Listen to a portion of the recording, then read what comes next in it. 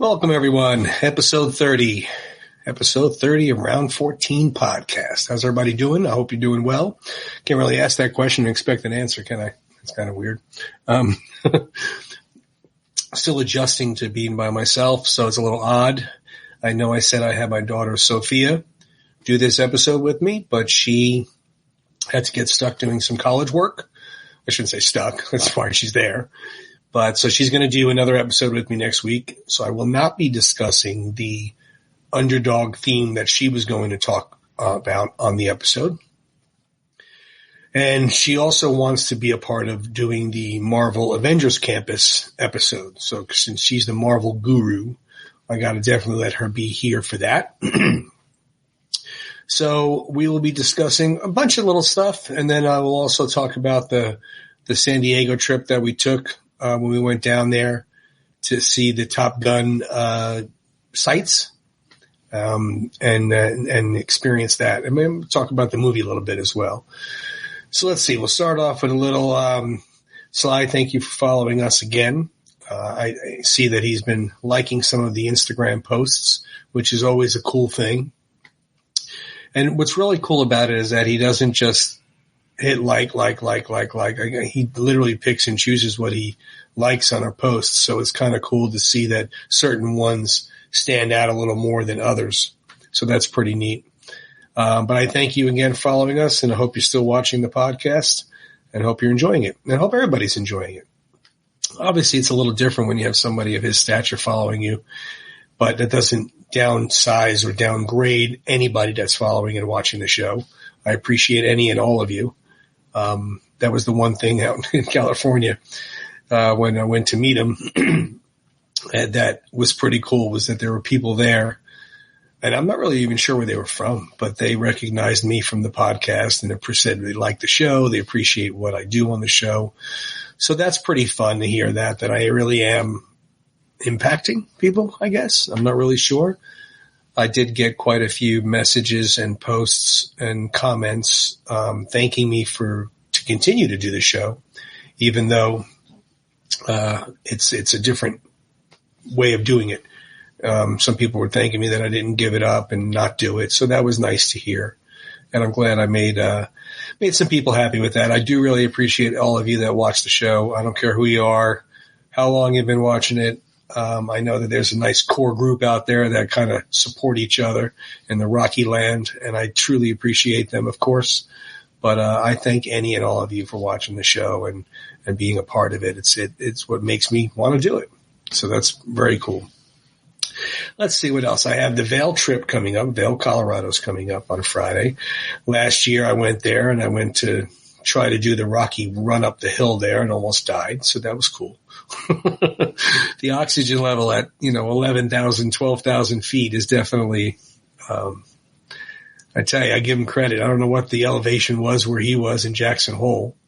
And speaking of Jackson Hole, if you haven't watched on YouTube, there's a short little documentary that Derek Wayne Johnson's involved with that is called the Run the Rocky Mountain.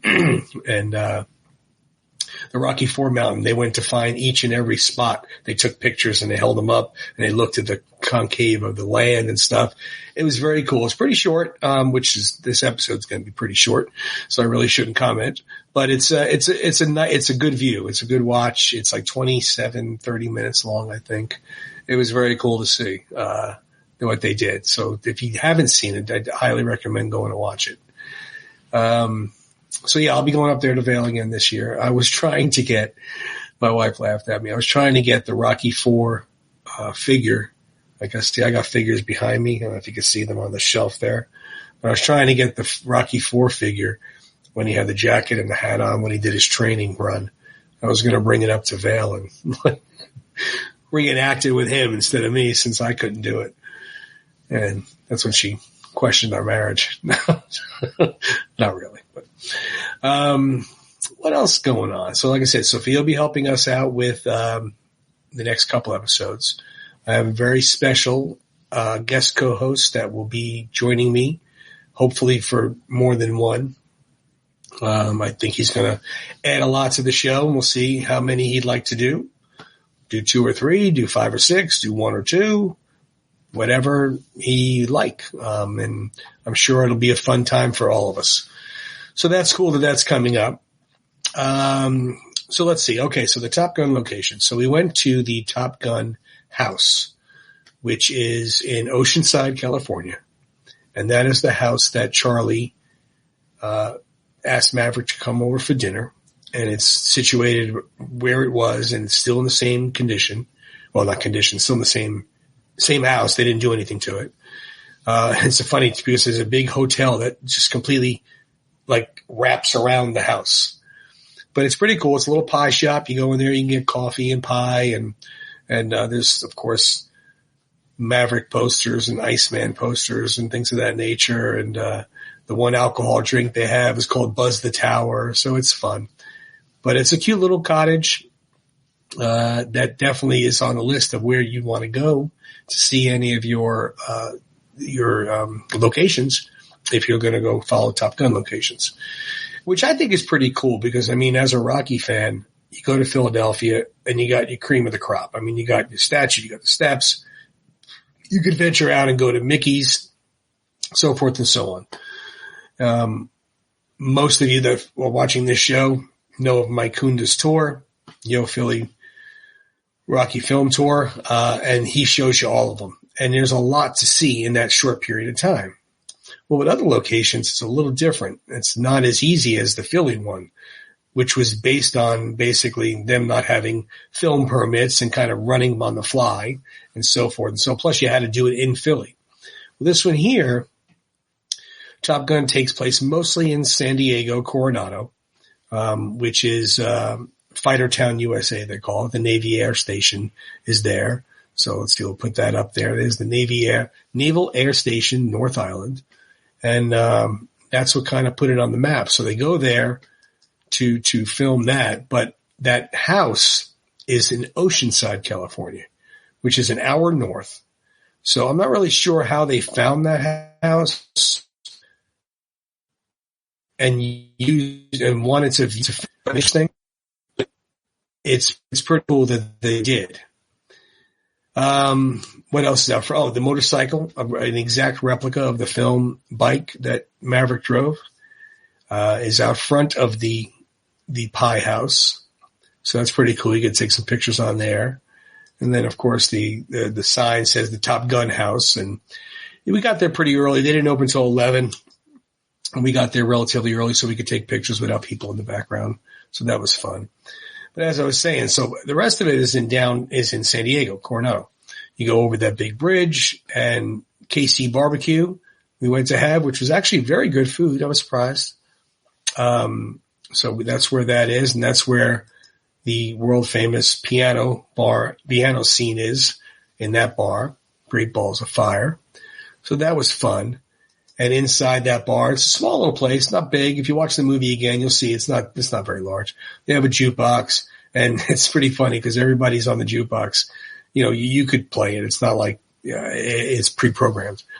All you hear is, Great Balls of Fire and You Lost the Love and Feeling and Danger Zone. And I'm surprised that the owner even has those on the jukebox. Probably drives him crazy. But I mean, come on, what else are you going to play? Of course you're going to play those songs. So it was cool to see that. From what I was read on the menu, it's pretty cool. There's a little story about the cottage. And from what I read on there, Tom Cruise was filming a scene with Kelly McGinnis, Charlie, across the street on the dock where they were on the motorcycle together and they started kissing. And after that scene, he was hungry, so he went across the street to go to Kansas City Barbecue and get something to eat and have a beer.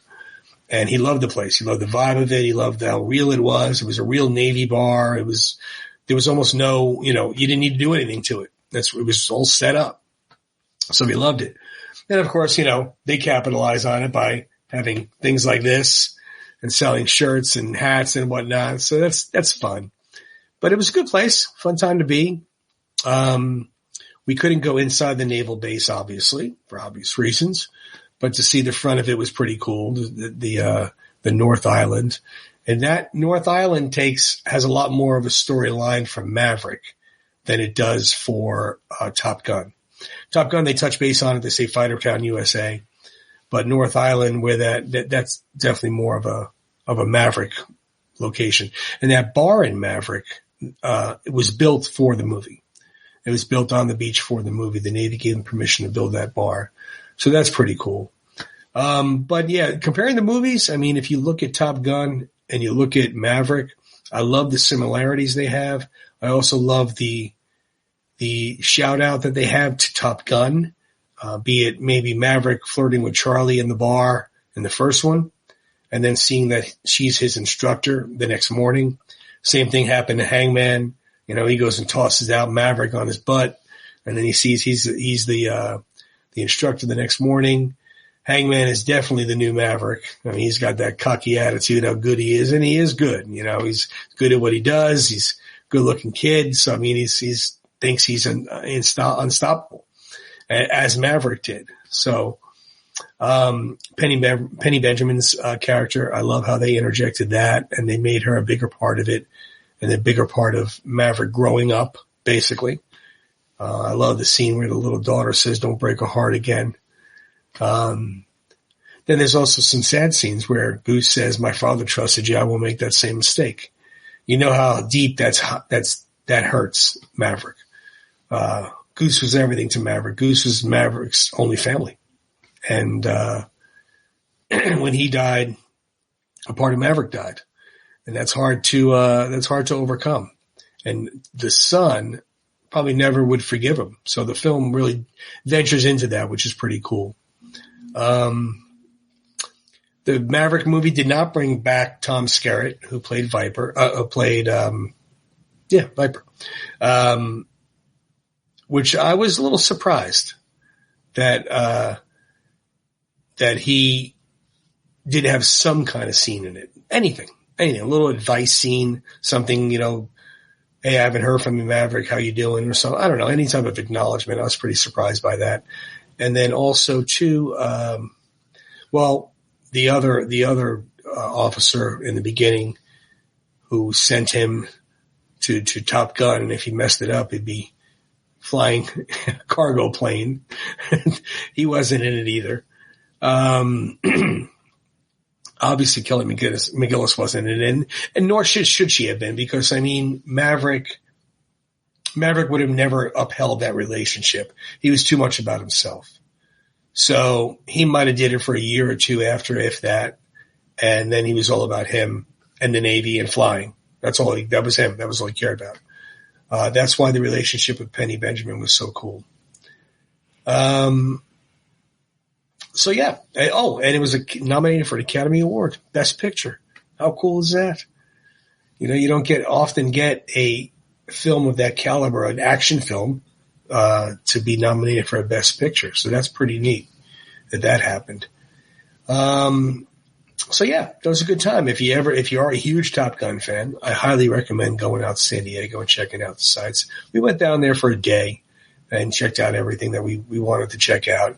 Of course, I do wish we could have gone on the Navy base. That's obviously not very possible if you're not part of the Navy or part of the military.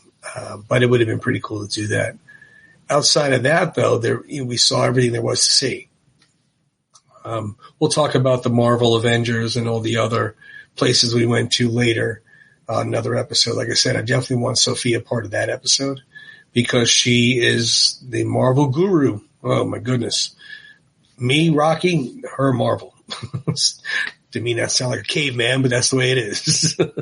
So that's about it, man. It's going to be a little transitional to try and work out the kinks with this, especially being solo, and not go back and forth with somebody and feed off of what they're saying or even have banter or something going there. So it's going to be a little different if I am solo. That's why I am trying to work on some co-hosts, guest co-hosts. I know, some people that want to do it with me, and we're going to have a good time. And that's really all this is about, is having fun. When I met John Rivoli out in California, finally met him. Thank you. He asked me how I was going with the podcast. I said, man, I'm just doing it for fun. Sly follows it. You follow it. There's a handful of people that I, am Instagram friends with, that I know that follow it. So I'm happy for all you guys watching this. So it's a fun time. So yeah, that's about it. I'm also, still on, just so you guys are aware, I'm still on some other broadcasting, podcasts, which would be the last of the Action Heroes Podcast Network, which is an audio podcast. So if you do want to listen on the ride home or whatever it may be that you couldn't catch us live on YouTube and you don't want to see my ugly face, I can't blame you. But Ryan also has a lot of podcasts on there, all Stallone, all Bruce Willis, all Schwarzenegger, all action, all Rocky. There's a lot of really cool stuff and a lot of good stuff. And check it out, please. Not even for my own podcast, but check it out for the others. They got some really good stuff. Obviously, we're on Instagram. Check out the page. We post a lot of Rocky, a lot of motivational action heroes, all the above. Comic books, the fun stuff, man. There's enough crap in life, Life ain't all sunshine and rainbows. Obviously, you're watching us on YouTube, so we're available there. And we are on Spotify as well, which again is another audio for that. Let's see. Let me get rid of that post there. Hide it. Okay. And we're also, I have my own page on Instagram, Stallion22 Tony. I post 99% Rocky. Outside of that, it's, if I do a trip or if I go somewhere or do something, I'll put that on there as well. But for the most part, it's Rocky. It's motivational. That's why I started it, to be honest with you. I started that page to hopefully meet Sylvester Stallone one day. I'm not a social media person. I'm not one that's on there all the time. This is all foreign to me. That's just not who I am. But it got me to meet a lot of rockheads that I never would have met before. So it's pretty cool to see that there's a bunch of people out there that are just psychotic about Rocky as I am. So that's cool. Also, he's liked some of my posts on my page. He's liked the around 14 posts. So it's cool. You do have a little bit of a connection to him. It's brief and it's not, he's not messaging me, but it's kind of cool that he's actually watching it and liking certain things that is out there. So yeah, check out my page as well. I'd appreciate it. Other than that, I think I'm going to wrap this up. I know it's short. It's only not even 20 minutes. It's going to take me a little while to get longer episodes if I'm solo. I just need more content or more talking, but it's kind of tough to talk where I can't bounce something off of somebody. So I apologize if this might have been a little off. I hope you enjoyed what I did talk about. And hope you tune in next week. You'll be discussing The Underdog with my daughter, Sophia. She has to do a paper on The Underdog. That was a subject she chose. It wasn't the subject that was all the class has to do. She chose The Underdog, and they asked to do, an American Icon type of thing where they did the soldier and the housewife and the blue collar man and the working man and the working woman and the nurse and the doctor and all these things of that nature. So she chose The Underdog, which that's my daughter. So anyway, so we'll be talking about that with her next week. Hopefully, we're going to try and record that this week when she has some time, and I'll post it next week. So like I said, I hope you enjoyed this. It's going to take a little bit to get going and work out some kinks. But have some patience. I promise you it'll be worth it. I thank you for watching. I thank you for supporting. I thank you for all your kind words. And I will see you next week. Thank you. Have a good night.